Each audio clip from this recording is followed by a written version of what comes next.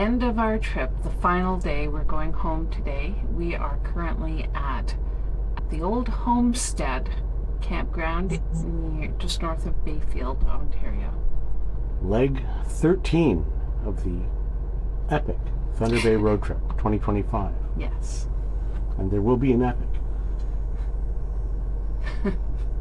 If you say so. So we've just been here a couple of nights. We took advantage of the location to go to the Zurich Bean Festival and meet up with friends and family there. So it was, we had a fun day yesterday. Fourth Saturday in August. Good times, good beans. Yes. We are staying on Site 316 here. The weather has been pleasant except for quite a thunderstorm last night, which broke out just as we were doing some patio dining at a restaurant in Bayfield, so we quickly dashed inside. So we're not packing up in the rain, but anything that's outside is a bit soggy. But we knew the rain was coming, or we suspected it might be, so a lot of the things that might have been outside we put inside. So. Yeah, our picnic table's all wet right now, so that's why we're filming from inside the trailer. Right. So this is our first ever stay at this type of park. So this is a park that has mostly mobile homes and permanent trailer sites. So it's like a cottage community. I imagine there are people here that live year-round, though. But there's a real mix. So they call themselves a trailer park and family camping. There are lots of people with trailers. We're obviously doing it nightly. They have a lot of seasonal campers. I think the area that we're in are probably the nightly campers. So there's certainly a section where it's all mobile homes. And there are places where it's a bit of a mixture. It's you could say it's KOA style, except there are beautiful mature trees, I think, which you can see behind us there. And we in fact back onto a forest. So that's really nice. Through two other rows of our particular site doesn't back onto the forest, but lots of the sites do. And of course the forest is steps away from us. Right. Now the site is serviced. They have sites with shore power. They have sites with shore power and water, which our site happens to be, but we're not using the water hookup because we don't have a long enough hose for that. And our tank was full coming out of Bruce Peninsula, so we were okay. And they do also have sites that are fully serviced, including sewer. So, all of those things are options. It's interesting to me that the park is busy, but there are some available sites, it seems. So probably a great base for Beanfest or, Bayfield between maybe Goderich and certainly Exeter, in that range. So it's a nice place. It's very well put together. It has a lot of facilities that we're not likely to use, but it kind of shows the pride of ownership of the campground owners. They've got tennis courts and a baseball field and soccer field and basketball and horseshoes and beach volleyball. They have a pool. They have a kiddie pool. They have kind of a rec room with a pool table and a ping pong table and a foosball table. They have bathrooms at the office building, back of the office building, so that's kind of close to where we are camping. And that in that same area they have laundry, but I noticed that the laundry gets locked at night. They open it up when the office opens up. There are 3 washers, 3 dryers, $2.75 each. That's certainly much better than what we've seen in some of the northern provincial parks in this trip. There are showers with bathrooms. They call it the bathhouse. It's more towards the back of the park.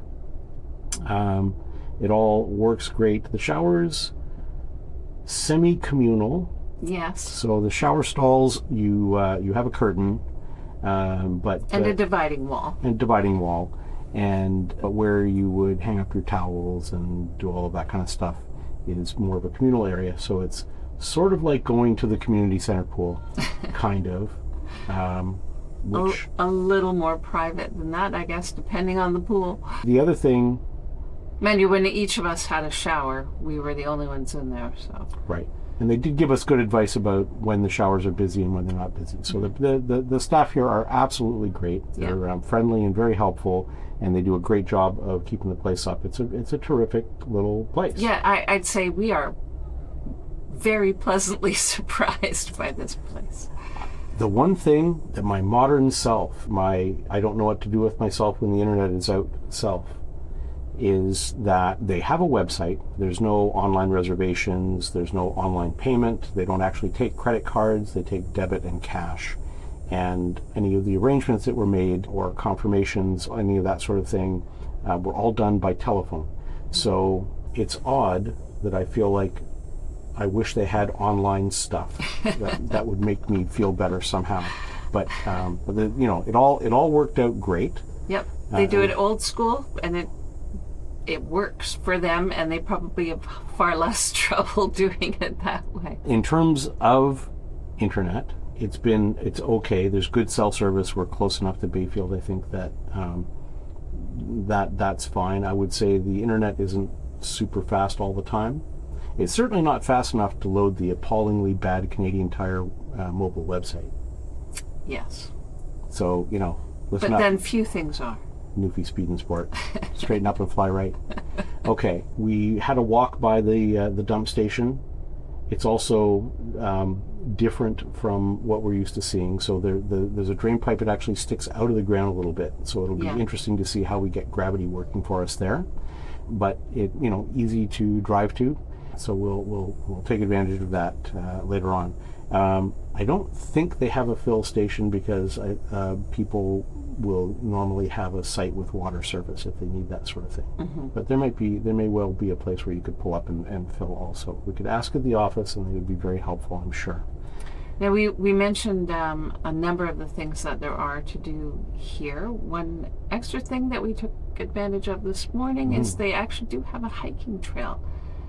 There's a road that goes in behind the park, and you walk along that for a distance, and then you get onto the trail, which we only took so far, and then we weren't sure how much further it went. But so we were told, though, that up to the point that we went, which is about 15-minute walk that we did, it then splits into two loops, forming a figure 8. So, and they are 1 kilometer loop each one. So, and the forest was nice, eh? Yeah, it was the path was a nice little path. So the part when it's getting up to the loops is like a kind of a traditional path in the forest. The road that you follow till you get there is kind of a gravel road. I think it might be somebody's driveway for the log cabin, fancy log cabin that is adjacent to the camp property here. Mm-hmm. But it's a lovely tunnel of trees type of road. So even being on the gravel road is quite pleasant. Mm-hmm. Yeah. And so you can get to that. There are many places along the length of the trailer park here where there are access points. You can get onto that trail. Yeah. This is the 4th Sunday in August, being the end of the Bean Fest. So we should talk about what we did at the Bean Fest. I would say it's not all the way back to the peak of its glory, but it's really bouncing back well. And there have been some things that are different and some welcome changes. Yeah, they've made some improvements as well. So, they have all the vendors. There are not quite so many vendors, or they're spaced out a little bit more than they have been at some time. There's the car show, of course. Lots of cool cars, not as many, again, as in some past years. That's right. And the beans are the big story. It's so much better now that the bean cooking has been taken over by Jerry Rader's. Little store restaurant in town, which we found 2 or 3 years ago, the last time we were at Bean Fest. And but interestingly, another improvement that they've made is that they are serving the beans at the traditional bean kitchen location, still made by Jerry Rader's and brought over presumably in large bean pots, I like to imagine, and or some kind of appropriately large tub, and then they serve them up at the traditional location, and they've got all the picnic benches and things. And that was when we were here a couple of years ago, and we had to sort of find a spot to sit on the lawn in front of Jerry Rader's. That was less convenient. Yeah, it was very congested and not comfortable. But now, yep, they have the Back into the center of town. Yeah, back into the center of town with the massive amounts of picnic tables. Right. So, and what's also interesting is, some things are the same, some things are new. So the stage is still there with all the local musicians doing their thing. We didn't see any, creepy Princess Jasmine I forgot about that adjacent kitty magic show or anything like that. But they had some guys rocking out. I suggested to Isaac that Chubb should do Chubb Fest here next year. They've added food trucks in that same area where the picnic tables are. So, if for whatever reason you don't want the delicious beans from Jerry Raiders and the smoked pork chop and all that stuff. The smoked pork chop, and they did potato salad instead of coleslaw because, you can never have too many carbs. Plus a bun. So excellent that way. The midway has also changed a little bit. No more bed spin ride, sadly. They did have the chain swing. That was the only kind of diesel powered thing they were running. Yeah, and it was, good riddance in my opinion. That those things are loud and we haven't had always the best experience on them in terms of stomach churning. But what they did have is extensive bouncy castle type things, but really deluxe, and I thought that was a good substitute. Yeah, it was good, and they had a little rock climbing wall, which seemed very busy, so lots of kids were enjoying that. Yeah. We did actually get down to Jerry Raiders as well, because cookies and lots of other cool stuff. So that was nice to do, and we got some take-home beans. Yes. Since they're actually really, really good coming from Jerry Raiders. And there's there's all the kind of local groups that are involved. So, for instance, the hockey team was serving up the beans. The take-home beans you could buy from the local scouts. The Mennonites had their pies out. We were a little bit panicked at first because they weren't in their traditional location, but they were around the corner from there, and so we thought, oh, thank goodness the Mennonites are still selling pies. And I still entered the quilt raffle for the old folks home. I still didn't win one of these years. You may have to just break down and buy a quilt. So that was all really good, and having done all of that and enjoyed the nostalgia of the Bean Fest, we went to someplace else up near Bayfield that we haven't been before, the Bayfield Berry Farm and Winery, who also had tables at the Bean Fest selling baked goods and fresh fruit. Right. And the advice at the table was, go see our actual location where the selection is better. So we did that. We tried some cider, we tried some fruit wine and fruit spirits. They have a staggering array of fruit wines and fruit spirits. So we did some flights and tried some things out. And I bought a locally distilled Canadian whiskey, which I haven't tried yet, but I'm looking forward to trying that. And yeah, it was nice. I mean, the fruit was really good. They had some baking.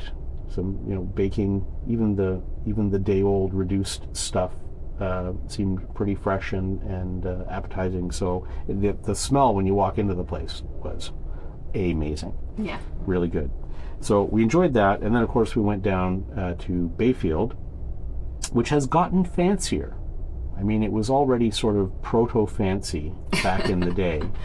But some of the tackier things have gone and been replaced by things a little more upscale. Well, and even the stuff where, this is nice small town stuff has gone to this is fancy small town stuff. So the central square where they have the park where we always used to take the kids to the playground and all that kind of stuff. Now they have a super fancy playground structure. They have a splash pad. They have a public washroom in the square. Yeah. And one of the other things that I noticed is there's a lot more parking on the main street in Bayfield. So before there were no curbs or anything. People just sort of parallel parked along the side of the road, and now they've got it all set up with angle parking up and down the road, so many more cars can park there. And some of the boutiques and things have some of the traditional places are all still there. Black Dog Pub, the Little Inn. We went and had ice cream at Rosie's Ice Cream down at the end of the street. You had a ridiculously sized cone, partly due to operator error. Yes. And I had a soft serve ice cream. Now they do this thing where you can get your soft serve or your hard ice cream dipped in one of, I think, 6 different flavors of Belgian chocolate. So I had chocolate mint. Fabulous. But you need a shower after having a big ice cream cone there because it gets all over everything. Yeah. So that was great. The Martin Art Gallery is still there. We love going in there. Fantastic place. Saw some very cool things, as we always do. One gigantic disappointment is that the chocolate shop is no more. Sugar and Spice. Sugar and no Spice. More. Bayfield, they really need a chocolate vendor. There's a place on the opposite side of the street that has some chocolate. Yeah, but that's not the same. It's not the same as going into a really nice chocolate shop, like right. As we did in Manitoba, where the overpowering stench of yummy chocolate just is worth the journey in and of itself. So, business opportunity, entrepreneurs out there. There you go. Something else we did while we were shopping in Bayfield is we bought towels that are the microfiber towels that fold up super small. We're hoping that though they work well, it just frees up so much space in the trailer not to have big fluffy towels in here. So I guess we'll have more on the towel review when we get a chance to use them. We've got a trip coming up in September. That'll be the inaugural usage of the fancy, we hope, new beach towels. Then we came back. Some of our friends who had come up, our old, traditional Bean Fest buddies, they hadn't seen the trailer before, so they wanted to come have a, gawk at it, and so we invited them back, showed them all of the alto tricks, and then they started on the long trip back to the GTA. We went back for dinner in Bayfield. Strangely, you didn't feel like cooking any more camping meals with the dwindling groceries that we have. Yes, somehow going on long hikes through the forest is less tiring than walking around a bean festival and a fancy little town. Yeah. We were full of beans, metaphorically and physically. And also quite a lot of ice cream. Mm-hmm. But we decided we should probably eat some real food, not just ice cream for dinner. So we went in and went to the Bayfield Brewing Company, which is a kind of a bistro and brew pub, mm-hmm. and had a nice meal there. Service was very friendly and nice. They have a back patio. They have a front patio, but it's good to know that they also have a back patio that's in more of a garden setting, and it's really nice. It was very pleasant until the lightning. Yes, until the lightning. And we quickly ducked inside, so they have inside tables too. Right. And we picked up a couple of things that we're going to try out with the boys when we get home. Things being beer. Specifically. So there it is, the final stop 13 in the Thunder Bay road trip. We will have, I guess, a leg 14, which is the trip home. We're planning on stopping at one more craft brewery on the way, and we may stop other places as well. But depending on what there is to eat at the craft brewery, because right. that's our lunch plan. And we will have some concluding thoughts and lessons learned and things like that about road tripping. It's an entirely different way of camping than we have done in the past, and so first try. Spoiler alert: we liked it, but there are certainly some lessons learned that we would apply to future epic road trips. Yeah. And so we And will remind even- ourselves of even- those things. There's some lessons learned that we're thinking will even apply to smaller trips. True, absolutely. Yeah. So more to come in the epic road trip wrap up, which we will have to watch again as we plan our next epic road trip. So we remember all of these things that we've learned now and will forget in September. Yeah.